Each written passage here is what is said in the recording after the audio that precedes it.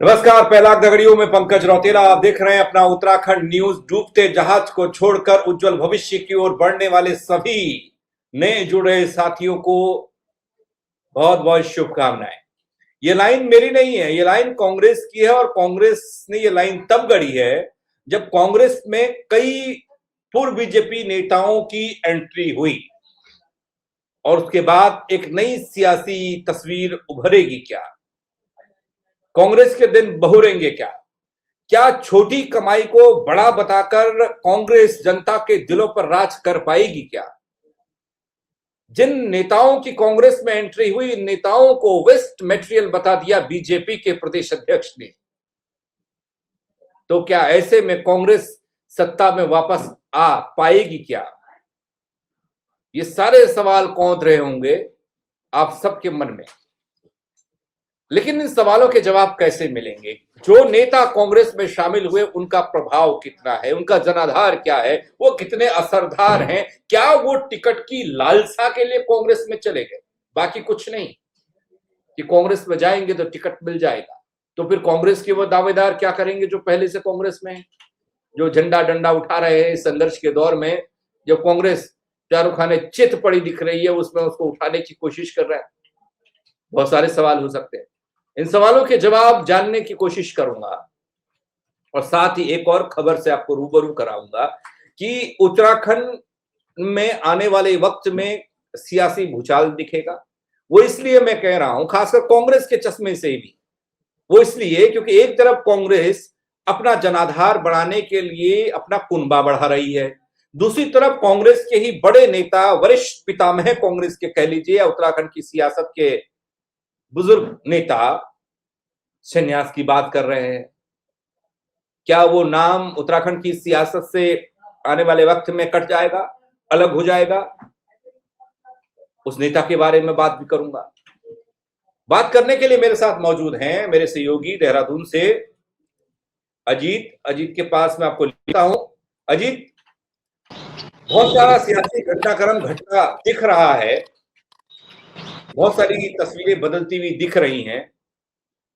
सवाल यह है कि ये कितनी कारगर है और कितनी असरदार है। पहला सवाल, कांग्रेस में ज्वाइनिंग होती है कई नेताओं की जिनका जुड़ाव, जिनका लगाव, जिनकी सियासत बीजेपी से होती रही। कुछ पूर्व हो गए, कुछ को निष्कासित कर दिया, वो बीजेपी, वो आ गए कांग्रेस में। सवाल ये कि ये नेता क्या गोल खिलाएंगे, कितना असर डालेंगे, क्या कोई मतलब इनका कोई अपना वजूद भी है या नहीं, आप बताइएगा। दूसरा सवाल ये कि नेता उत्तराखंड के, सियासत उत्तराखंड की और दिल्ली में ज्वाइनिंग होती है, प्रभारी अरबारी सब दिल्ली, यही सब उत्तराखंड आते, तो मुझे ऐसा लगता है एक अच्छी हलचल होती है और तरीके से, लेकिन दिल्ली में क्रेडिट चला गया। थोड़ा सा बताइएगा शुरुआत, मतलब क्या है ये सब चीजें, दर्शकों को कंफ्यूजन बहुत है। एक मिनट रुकिएगा। हाँ हाँ, लगा। बिल्कुल पंकज, जिस तरह की बात, जो सवाल आपने खड़ा किया है, वो जाहिर सी बात है कि उत्तराखंड की आम जनता के बीच में भी है कि अगर उत्तराखंड कांग्रेस इतना बड़ा, यहाँ पर कांग्रेस बीजेपी को झटका देने वाली थी, तो इसका जो चयन था वो दिल्ली क्यों चुना गया? देहरादून हो सकता था, हल्द्वानी हो सकता, या पहाड़ में कहीं भी किया जा सकता था, लेकिन पूरी उत्तराखंड कांग्रेस दिल्ली पहुंचती है। और दिल्ली में केवल जो कुमारी सैलजा है, उत्तराखंड प्रदेश प्रभारी है कांग्रेस कमेटी की, वो दिल्ली में मौजूद रहती है। पूरा अमला जमला, जिन्होंने ज्वाइन करना था वो भी उत्तराखंड के, जिन्होंने करवाना था वो भी उत्तराखंड के, और ज्वाइनिंग होती है दिल्ली में। तो इसको लेकर दोपहर की बात है, जब गणेश गोदियाल जी से बात हुई थी, प्रदेश अध्यक्ष कांग्रेस की, उनसे जब इसके बाबत सवाल किया गया था कि आप कुछ समय पहले आपने अंकिता भंडारी को लेकर पूरा मामला उठाया, उसको लेकर दिल्ली में प्रेस कॉन्फ्रेंस की।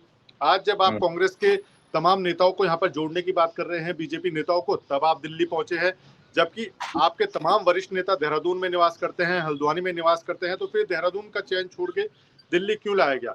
तो गणेश गोदियाल जो प्रदेश अध्यक्ष हैं उत्तराखंड कांग्रेस कमेटी का, उनका साफ तौर पर कहना था कि दिल्ली की धमक दूर तक जाती है। तो जाहिर सी बात है कि दिल्ली के अगर वरिष्ठ नेताओं की निगरानी में ज्वाइनिंग होगी तो कहीं ना कहीं इसका असर दूर तक जाएगा। फिर चाहे वो देहरादून की बात हो या फिर भाजपा के जो वरिष्ठ नेता है उनकी जानकारी की बात हो, तो सीधे सा जो गणेश गोदियाल का कहना है वो यही है कि अगर हम दिल्ली में कुछ भी हलचल पैदा करते हैं उत्तराखंड राज्य को लेकर, तो उसकी जानकारी भाजपा के वरिष्ठ नेताओं तक भी जाएगी, कांग्रेस के भी, और तमाम सियासी हलकों में गूंजेगी। इसके अलावा जो दूसरा सवाल आपका था कि जनाधार कितना है इन नेताओं का, अब हम थोड़ा सा अगर पहले जाए 2017 या 2022 के आम चुनाव की बात की जाए तो उस दौरान ये सभी लोग भाजपा में शामिल थे। केवल जो नारायण पाल है सितारगंज से बसपा के पूर्व विधायक हैं वो बसपा का चेहरा थे। लेकिन 2017-22 के अगर चुनाव पर नजर डाली जाए तो ये भाजपा से जुड़े हुए ज्यादातर लोग हैं जो आज कांग्रेस का दामन जिन्होंने थामा है, चाहे फिर वो भीमलाल आर्य की बात हो, राजकुमार ठुकराल की बात हो, जो रुड़की से जुड़े हैं पूर्व मेयर उनकी बात हो, ये तमाम ऐसे चेहरे हैं जो भाजपा का दामन थाम चुके हैं। तो ऐसे में एक जो भाजपा की रीति नीति को हम समझे तो भाजपा सीधे तौर पर कई टाइम का यहाँ पर सर्वे कराती है, पब्लिक से उनकी बात होती है, अंदरूनी सर्वे कराया जाता है और उसके बाद वो देखते हैं कि ये बंदा टिकाऊ है नहीं है या ये कितना कैलिबर इसके अंदर है कि सीट निकाल सकता है। उसके बाद वो चयन करते हैं कि प्रत्याशी उनका कौन होगा। ऐसे में अगर भाजपा ने इनका टिकट काटकर किसी और को वहां पर सौंपा था तो जाहिर सी बात थी कि इनके पीछे इनका जनाधार कितना था, इनके साथ लोग कितने खड़े हुए थे कि ये टिकट जीत पाते या सीट निकाल पाते। तो इन तमाम विषयों को लेकर भाजपा ने मंथन किया था और उसी का नतीजा है कि इनको बिल्कुल साइडलाइन कर दिया गया था। हालांकि भाजपा में ये जुड़े हुए जरूर थे लेकिन बिल्कुल ही किनारे हो गए थे क्योंकि टिकट इनको नहीं मिला, दूसरे प्रत्याशी वहां से खड़े हुए और जीत दर्ज की। तो ऐसे में जाहिर सी बात है कि बड़ा डेंट भाजपा को लग सकता था, लेकिन भाजपा ने चुनाव से ठीक पहले इनके टिकट काटे और दूसरे प्रत्याशियों को खड़ा किया।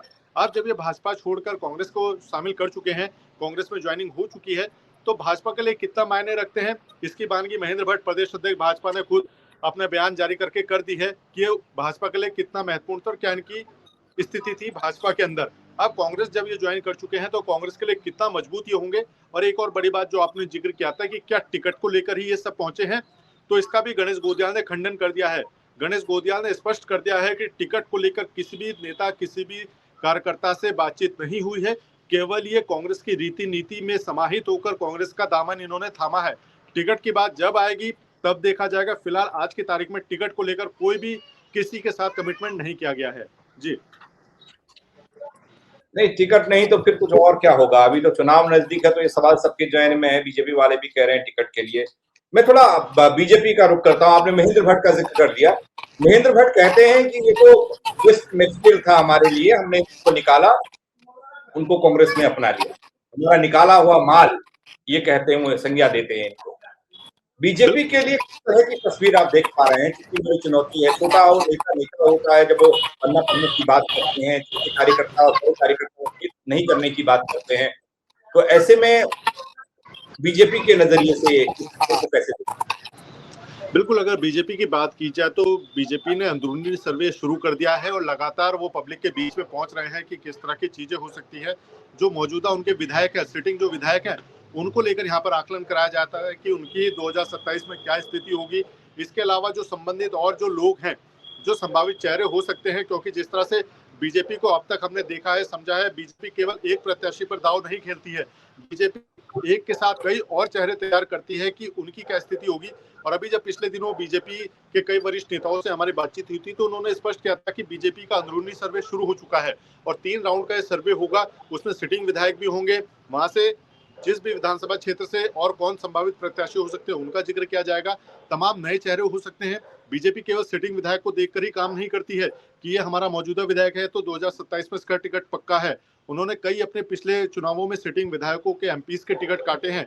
तो जाहिर सी बात है कि 2027 को लेकर बीजेपी ने अपनी ग्राउंड पर मेहनत शुरू कर दी है और उसी का नतीजा है, या शायद जो आज कांग्रेस में शामिल हुए हैं उनको भी स्थिति लग गई होगी कि भाजपा में अब उनकी दाल गलने वाली नहीं है, इसीलिए उन्होंने माहौल बनाना शुरू किया। और जिस तरह से भाजपा के प्रदेश अध्यक्ष ने सीधे तौर पर वेस्ट मटेरियल तक इन नेताओं को कह डाला, हालांकि कुछ न कुछ जनाधार जरूर होगा क्योंकि जनता का इनको मैंडेट मिला था, विधायक ये चुनकर विधानसभा तक पहुंचे थे, तो वेस्ट ऑफ मटेरियल तो नहीं हो सकते क्योंकि सीधी सी बात है कि भाई जनता ने चुना है, जनप्रतिनिधि के तौर पर ये सदन में पहुंचे थे। आज की तारीख में इनकी क्या स्थिति है इसको कांग्रेस ने समझा होगा तभी इनको अपने में शामिल कराया है। लेकिन इसमें एक और बड़ी बात ये भी आई है पंकज की, महेंद्र भट्ट तो अपना बयान दे चुके कि ये वेस्ट ऑफ मटेरियल है, लेकिन गणेश गोदियाल के अगर बयान को देखा जाए उन्होंने स्पष्ट कर दिया है कि ये तो केवल अभी 6 चेहरे हैं जो आज की तारीख में कांग्रेस में शामिल हुए हैं। अभी लगभग 1.5 दर्जन से ज्यादा नेता और हैं भाजपा के जो उनके साथ ज्वाइन करने वाले हैं।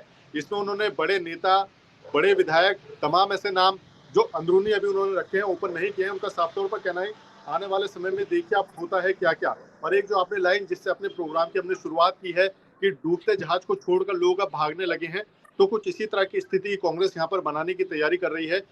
आने वाले समय में 6 से 7 महीने का समय बचा है आगामी विधानसभा चुनाव को लेकर। दोनों ही दलों की बात की जाए या और भी जो राजनीतिक दल हैं जो चुनाव में उतरने वाले हैं, सभी अपना जनाधार बढ़ाने में लगे हुए हैं।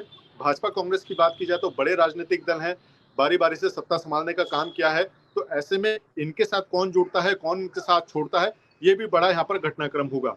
जी जुड़ तो रहे हैं नेता, दूसरे नेता कांग्रेस में आ रहे हैं। अच्छा, हरीश रावत क्या करने वाले हैं? हरीश रावत संन्यास की बात कर रहे हैं, वो व्रत की बात कर रहे हैं। क्या ये संकेत है कि हरीश रावत सार्वजनिक जीवन से यानी राजनीतिक जीवन से संन्यास लेने वाले हैं? इसे कैसे समझा जाए? बड़े नेता हैं, हालांकि हर मुंह का मतलब निकाला जाता है कि भाई ये वाकई में उनका फैसला है या इस तरह वो करने जा रहे हैं, तो सियासी एंगल इसमें जुड़ा हुआ है। आप बिल्कुल क्या पंकज, अगर हरीश रावत के बयानों की बात की जाए तो आपके संज्ञान में होगा, पिछले दिनों हरीश रावत का एक बयान सार्वजनिक हुआ था कि अब मैं चुनाव लड़ूंगा नहीं, लड़वाने का काम करूंगा, और लगातार वो इस तरह की पृष्ठभूमि बनाते हुए नजर भी आए। और अब जब कल ही सियासी गलियारों में चर्चा तैरने लगी कि भाजपा के कई दिग्गज नेता कांग्रेस को ज्वाइन करने वाले हैं, तो उसी दौरान सोशल मीडिया पर एक पोस्ट आता है हरीश रावत का कि आने वाले 15 दिन के लिए वो मौन व्रत धारण करने वाले हैं। इन 15 दिनों में ना तो वो कोई राजनीतिक कार्यक्रम में शामिल होंगे और ना ही वो किसी मीडिया के कार्यक्रम में शामिल होंगे। जाहिर सी बात है कि आज इतना बड़ा कार्यक्रम देश की राजधानी दिल्ली में आयोजित हो रहा है, और उससे ठीक 12 घंटे 13 घंटे पहले हरीश रावत एक सोशल मीडिया पर पोस्ट डाल देते हैं कि अब आने वाले 15 दिनों तक वो किसी भी राजनीतिक कार्यक्रम में शामिल नहीं होंगे। मतलब साफ था कि आज के प्रोग्राम से भी उन्होंने किनारा कर लिया है। और अब जब ये सारे वरिष्ठ नेता और नए कांग्रेस में शामिल हुए नेता जब देहरादून लौटेंगे, अपने अपने क्षेत्रों में पहुंचेंगे, तो जाहिर सी बात है कि वो भव्य स्वागत कराने की तैयारी करेंगे, बड़े कार्यक्रम यहाँ पर कराने की कोशिश करेंगे, लेकिन उसमें हरीश रावत का चेहरा नहीं होगा। अब ये चेहरा क्यों नहीं होगा? क्या हरीश रावत को पार्टी से इस तरह का कुछ इंडिकेशन मिल चुका है कि अब आप बैकफुट पर रहिए, आप केवल सपोर्ट करने का काम कीजिए, फ्रंट पे आपको आने की जरूरत नहीं है? या फिर उनके मन में कुछ और चल रहा है? एन मौके पर जिस तरह की हरीश रावत की कार्यशैली रही है, राजनीतिक कार्य रहा है, जो एकदम से कुछ इस तरह का कर देते हैं कि पूरी कांग्रेस घूम कर सीधे हरीश रावत की तरफ हो जाती है। तो क्या वो इस तरह का कुछ माहौल बनाने की कोशिश कर रहे हैं? तो ये कुछ ऐसी चीजें हैं जो हरीश रावत की पोस्ट से मायने निकाले जा रहे हैं। हालांकि उसके बाद उनका कोई अगला इस तरह का बयान अभी तक सार्वजनिक नहीं हुआ है कि उनका अगला कदम क्या होगा। लेकिन 15 दिनों तक बिल्कुल बाइकआउट करना, व्रत की भूमिका में रहना, चाहे राजनीतिक कार्यक्रमों की बात हो या फिर सार्वजनिक मंच पर आकर मीडिया के सामने अपनी कुछ बात रखने की हो, तो तमाम ऐसी चीजें हैं जो लगातार चर्चा में हैं। जी चर्चा रहेगी भी चर्चा, क्योंकि हरीश रावत इतनी आसानी से संन्यास लेने वालों में से नहीं दिखते। उनके हर कदम पर बात भी होती है, चर्चा भी होती है, बवाल भी होता है ना। तो ऐसे में सवाल तो होगा ही होगा कि हरीश रावत क्या करेंगे। थोड़ा हरीश रावत और आज की कांग्रेस को लेकर बात कर लें। आज की कांग्रेस और हरीश रावत में कितना समन्वय है, कितना कम्युनिकेशन है? कई मंचों पर, कई बातों पर हमें देखने को मिला, गुटबाजी की बात चरम पर रहती है। एक अलग अलग लॉबी के नेता हो गए, उनके कद के कोई नेता कांग्रेस में नहीं है हरीश रावत के कद के। फिर निचले वाला जो कद आ जाता है, सुरेश गोदियाल या फिर सिंह रावत, प्रीतम सिंह, और उसे नीचे करण मेहरा और ये लोग आ जाते हैं। तो उसमें कहीं कोई दिक्कत आ रही है? उसमें कुछ देख पा रहे हैं आप? बिल्कुल पंकज, अगर हरीश रावत के कद की बात की जाए तो चाहे वो भाजपा की बात हो, कांग्रेस की बात हो या किसी भी अन्य राजनीतिक दल की बात हो, सर्वमान्य नेता हरीश रावत हैं, क्योंकि उत्तराखंड में शायद ही उनसे बड़ा अनुभवी नेता कोई हो जिसने प्रदेश की राजनीति से लेकर देश की राजनीति तक को देखा हो। और ब्लॉक अध्यक्ष के तौर पर उन्होंने अपनी राजनीति शुरू की थी अल्मोड़ा जनपद से, और केंद्रीय मंत्री तक वो रहे, उत्तराखंड के मुख्यमंत्री वो रहे, और लंबा अनुभव है उनका राजनीति का। लेकिन अब जिस तरह की बातें निकलकर सामने आ रही है, चाहे कांग्रेस के भीतर की बात हो, तो एक खेमा ऐसा था जो हरीश रावत को नापसंद करता था, क्योंकि लगातार हरीश रावत की जो भूमिका खुद कांग्रेसी नेताओं की तरफ से कही जाती थी कि हरीश रावत ऐसे नेता है कि जो अपनी टीम तो बनाएंगे लेकिन किसी को इतना बड़ा नहीं बनने देंगे कि वो उनसे ऊपर क्रॉस कर जाए। गणेश गोदियाल आज की तारीख में प्रदेश अध्यक्ष है, लेकिन गणेश गोदियाल को भी बताया जाता है कि वो हरीश रावत खेमे के हैं। करण महारा की अगर बात की जाए, रिश्ते में वो उनके साले लगते हैं, प्रदेश अध्यक्ष वो रह चुके हैं, लेकिन करण महारा और हरीश रावत के रिश्ते किस तरह के हैं वो भी लगातार सार्वजनिक होते रहते हैं। प्रीतम सिंह की अगर बात की जाए, गढ़वाल का बड़ा चेहरा है, कुमाऊं से खुद हरीश रावत आते हैं। पिछले दिनों तक उनकी क्या स्थिति थी, लेकिन अब हालिया जो पिछले कई कार्यक्रम हुए हैं उसमें वो प्रीतम सिंह की पैरवी करते हुए नजर आए। हरक सिंह रावत की अगर बात की जाए तो 2022 के विधानसभा चुनाव के बाद वो भाजपा छोड़कर कांग्रेस में शामिल हुए थे, और हरीश रावत ही वो चेहरा थे जिन्होंने साफ कर दिया था कि अगर हरक सिंह कांग्रेस में आते हैं तो वो कांग्रेस को छोड़ देंगे या कांग्रेस के किसी कार्यक्रम में शामिल नहीं होंगे। लेकिन आज की तारीख में हरीश रावत जो है वो हरक सिंह को भी एक्सेप्ट कर चुके हैं। इसके अलावा तमाम ऐसी चीजें हैं जो कहीं ना कहीं अब लग रहा है कि हरीश रावत क्या आने वाले 2027 के चुनाव में मुख्य भूमिका में रहेंगे, या केवल एक जो होती है बातें कि आप संयोजक की भूमिका में रहो या एक बड़े सीधे तौर पर आशीर्वाद देने की भूमिका में हो। क्योंकि टिकटों का चयन जो होगा वो नई पीढ़ी या नए चेहरों के ऊपर होगा। नई टीम की अगर बात की जाए, गणेश गोदियाल प्रदेश अध्यक्ष है, करण म्हारा की बात की जाए तो CWC मेंबर हैं, हरक सिंह रावत, प्रीतम सिंह की अगर बात की जाए तो एक को चुनाव मैनेजमेंट कमेटी की जिम्मेदारी दी गई है, एक को दूसरे को चुनाव प्रबंधन का। यहाँ पर तमाम जो चीजें होती हैं, चयन बोर्ड, इस तरह की जो तमाम इनकी कमेटियां बनी है उसमें जिम्मेदारी सौंपी गई है। तो कांग्रेस संगठन ने तो अपनी तरफ से चुनावी तैयारी यहाँ पर शुरू कर दी है, और उसमें हरीश रावत फिलहाल की तारीख में कोई ऐसा पद नहीं संभाल रहे हैं, केवल वो CWC मेंबर हैं, पूर्व मुख्यमंत्री हैं, पूर्व केंद्रीय मंत्री हैं। आने वाले समय में उनकी क्या भूमिका होगी इसको लेकर भी चर्चा होगी, और तमाम तरह के सियासी जो नफा नुकसान है उसको भी कांग्रेस देख ही रही होगी, क्योंकि 2 बार से वो सत्ता से बाहर है। भाजपा लगातार हैट्रिक लगाने का दावा कर रही है कि तीसरी बार भी हम ही सत्ता में होंगे। तो ऐसे में हरीश रावत का कितना उपयोग कांग्रेस करेगी या वो किस भूमिका में होंगे। हालांकि अभी पिछले दिनों जब दिल्ली में बैठक हुई थी, तमाम कांग्रेस के वरिष्ठ नेता वहां पर मौजूद थे, और तमाम उन नेताओं से जब हमने चर्चा भी की थी तो उन्होंने एक सुर में एक ही बात कही थी कि दिल्ली से सबको यही दिशा निर्देश दिए गए हैं कि आप जब प्रदेश में पहुंचेंगे तो कहीं से भी गुटबाजी की बातें निकलकर सामने नहीं आनी चाहिए, सब एकजुट होकर काम करेंगे। विधानसभा वार आपके कार्यक्रम लगाए जाएंगे, उसमें सबकी भूमिका तय की जाएगी, फिर चाहे वो हरीश रावत की बात हो या फिर जो ग्रास रूट पर काम करने वाले कार्यकर्ता की बात हो। तो तमाम ऐसी चीजें हैं जो संगठन स्तर से जारी की जाती हैं, लेकिन अंदर क्या चल रहा है ये आज भी अंदर की बातें हैं। जी अच्छा, अंदर की बात क्या आप ये बता पाएंगे मुझे कि कांग्रेस ज्वाइनिंग तो करा रही है, अपना कुनबा बढ़ा ही रही है, ये कांग्रेस की टीम क्यों नहीं बनती, कार्यकारिणी क्यों नहीं बना पाते? ये जिला स्तर पर, इधर स्तर पर, उधर स्तर पर बातें तो तमाम करते हैं। गणेश गोदियाल जब आए थे तो उन्होंने कहा कि स्थिति बदलेगी। करण मेहरा यही रोते रहे कि टीम नहीं बना पाया, टीम नहीं बना पाया ना। क्या फिर फायदा क्या है? आप कितने, अब चाइना से ले आइए, नेपाल से ले आइए, पड़ोसी जो हमारे वो है उनसे ले आइए नेताओं को, कुछ फायदा नहीं है ना जब आपका टीम नहीं है, आप जमीनी स्तर पर जीरो है। बिल्कुल पंकज, ये सवाल वाजिब है, और ये जो कार्यकर्ता है कांग्रेस को जो लगातार मेहनत कर रहे हैं इसी उम्मीद में कि चलिए नेता हम विधायक ना बन पाए लेकिन एक कांग्रेस की टीम का हिस्सा तो बनी जाएंगे। करण म्हारा की अगर बात की जाए तो 2022 अप्रैल में उनको प्रदेश अध्यक्ष की कुर्सी यहाँ पर सौंपी गई थी, और लगभग 4 साल के करीब उनका कार्यकाल रहा। लेकिन इस पूरे कार्यकाल में वो अपनी कार्यकारिणी नहीं बना पाए, और इस पूरे ही कार्यकाल में वो लगातार इस बात को कहते रहे कि आज बन रही है, कल बन रही है, 2 महीने में बन रही है, और अब वही स्थिति नए प्रदेश अध्यक्ष गणेश गोदियाल की भी हो गई है। हालांकि अनुभव अच्छा है, पूर्व में अध्यक्ष रह चुके हैं, प्रदेश अध्यक्ष, कार्यकारिणी भी इनकी थी, लेकिन अब जब दोबारा इनकी ताजपोशी हुई है तो अभी तक कोई भी प्रदेश अध्यक्ष के तौर पर इनका कोई ऐसा बड़ा फैसला नहीं हो पाया कि कार्यकारिणी के तौर पर उसको देखा जाए। हालांकि जब भी सवाल होता है तो उनका यही कहना होता है कि जल्द आपको कार्यकारिणी मिल जाएगी, उसको लेकर मंथन चल रहा है। तमाम जो कांग्रेस के वरिष्ठ नेता हैं उनसे जब बातचीत होती है तो वो भी इस बात को कहते हैं कि कार्यकारिणी का गठन हो जाएगा, और लगातार इस तरह की चीजें यहाँ पर चलती रहती हैं, तमाम बातें यहाँ पर सामने आती रहती हैं। कांग्रेस में सीधे तौर पर जो एक बात अभी कुछ ही देर पहले जब हमने जिक्र किया था कि गुटबाजी सबसे बड़ा सवाल है, क्योंकि कांग्रेस के अंदर इतने धड़े हैं, सब अपने अपने नेताओं को एडजस्ट करने की यहाँ पर कवायद करते रहते हैं। गणेश गोदियाल प्रदेश अध्यक्ष हैं, अब उनको सबको साथ लेकर चलना जिम्मेदारी भी है, मजबूरी भी है। 2027 का चुनाव जीतना है, और जाहिर सी बात है प्रदेश अध्यक्ष गणेश गोदियाल के नेतृत्व में ही चुनाव लड़ा जाएगा।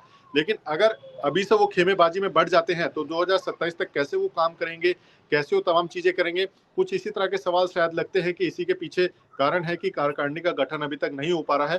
क्योंकि 770 लोगों की यहाँ पर कार्यकारिणी आनी है, उसमें किस किस को वो एडजस्ट करेंगे। 13 जिले हैं, 13 ही अगर आप जाहिर तौर पर अगर फिंगर टिप्स पर देखें तो 13 है, इतने बड़े नेता है कि उनकी अपनी अपनी टीमें हैं, आप किसको कहाँ एडजस्ट करेंगे कि ये बड़ा सवाल है। जी, अब तो जो बीजेपी वाले छिटके बैठके थे इनको भी एडजस्ट करना पड़ेगा, इनके भी लोग होंगे ना। अब तो और ज्यादा अब जो ये नए चेहरे पहुंचे हैं ये भी किसी उम्मीद के साथ ही पहुंचे होंगे। अगर राजकुमार ठुकराल रुद्रपुर से ज्वाइन करते हैं तो जो इनके कार्यकर्ता है, जो इनके साथ डंडा झंडा लेकर घूमते थे, वो भी कांग्रेस का हिस्सा बनेंगे। भीमलाल आर्य की घनसाली की बात की जाए तो उनके साथ जुड़ेंगे। अनुज गुप्ता मसूरी हैं, और जो रुड़की से पूर्व मेयर जुड़े हैं, ये तमाम ऐसे चेहरे हैं जो अगर बड़े चेहरे जिनको कांग्रेस बता रही है तो इन बड़े चेहरों के साथ कुछ इनके पीछे भी आएंगे लोग, उनको कैसे एडजस्ट किया जाएगा। तमाम ऐसी चीजें हैं जो आने वाले समय में और कांग्रेस के भीतर भूचाल भी ला सकती है, और कांग्रेस को लेकर कई तरह के सवाल भी खड़े कर सकती है। जी चलिए, बड़ा दिलचस्प रहा आपसे बातचीत का ये दौर, और बहुत सारी जानकारी दर्शकों तक पहुंच पाएगी आपके जरिए। बहुत शुक्रिया आपका अजीत मेरे साथ जुड़ने के लिए। तो ये वक्त जो है वो वक्त किसके पाले में जाएगा आने वाले वक्त में, क्योंकि वक्त वक्त की तो बात है। कभी कांग्रेस काफी मजबूत दिखती थी, वो शुरुआत के दौर में जब न्यायेंद्र तिवारी मुख्यमंत्री बने थे। कौन कह सकता था कि कांग्रेस की ऐसी हालत भी होगी कि कार्यकारिणी नहीं बना पाई ना। तो आज देखिए कैसी रणनीति कांग्रेस द्वारा अपनाई जा रही है। अब जो नेता छिटके भटके लटके झटके थे, उन नेताओं को बड़ा बनाकर पेश करने की कोशिश की, बहुत बड़ा कर दिया, बम फोड़ दिया। भाई इतना बड़ा मैंने नहीं देखा। जब वो सरकार गिराने वाले विधायक जब गए थे, उन लोगों ने भी इतना बड़ा कुछ कहा होगा। लेकिन इन छोटे वाले नेताओं को बड़ा नेता बताकर कांग्रेस क्या दिखलाना चाहती है, जबकि कांग्रेस के पास बथेरे बड़े नेता हैं और उन बड़े नेताओं में आपस में सिर फुटबॉल की स्थिति 2022 के चुनाव में प्रदेश ने देख ली ना, इसलिए तो सत्ता में नहीं आ पाए बल। और अब चुनाव है तो हरीश रावत मौन व्रत ले लिए, जब अभी सक्रिय होना चाहिए था, अभी गाइड करना चाहिए था। आगे भी संकेत ऐसे मिल रहे हैं कि वो मौन व्रत ही लेंगे। पता नहीं कौन सी नाराजगी है या पता नहीं कौन सी सियासी चाल उनकी है। लेकिन ये घटनाक्रम प्रदेश के लिए बड़ा दिलचस्प है। जनता को कंफ्यूज करने वाला है कि आगे होने वाला क्या है।